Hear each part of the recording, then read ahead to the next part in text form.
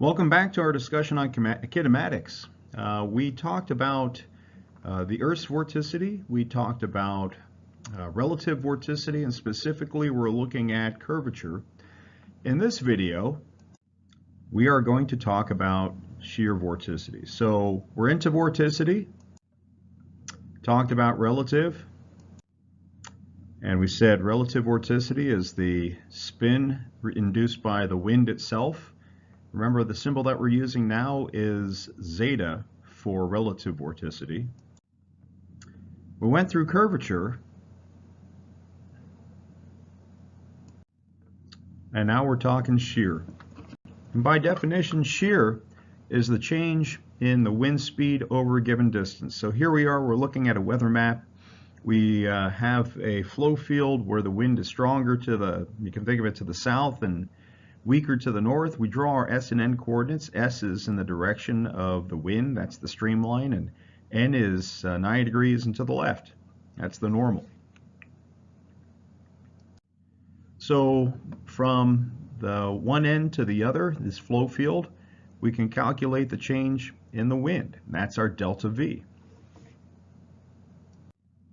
We can also measure the distance. That's our delta N. So our shear is the change in wind speed over some given distance, delta V over delta N. That's our shear. Now, because of shear in the atmosphere, we have some vorticity. In other words, there's going to be spinning of the air as a result of this. And looking at this, you can see that the wind speed is decreasing as we go in the N direction. So that's a negative decrease. That's a negative value, a decrease in wind. And of course, N, whenever you move away from the origin, N increases to the north in the N direction, so that's positive. So the sign of our shear vorticity here, the shear, is negative. There's a negative change in V as you move in the N direction. Now, if we put a paddle wheel in the flow, in that shear field, how is that going to rotate? So let's do that. We'll put the paddle wheel in the flow and it rotates, and you can see that it's rotating counterclockwise.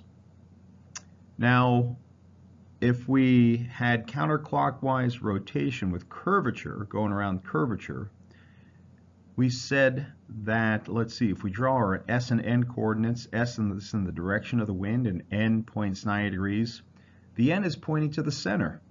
And we said that curvature vorticity is positive. So whenever things rotate counterclockwise, we want to have positive vorticity.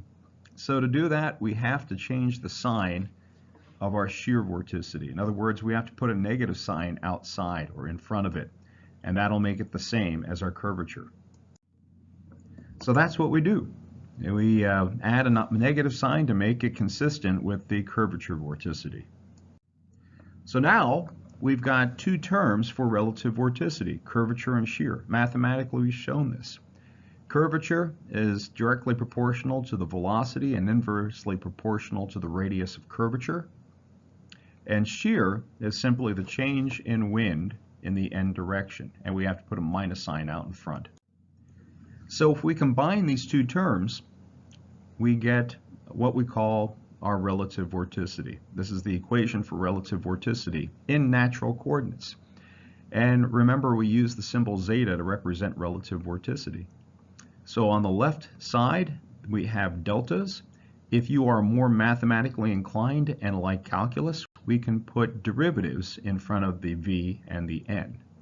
So that is our equation for relative vorticity.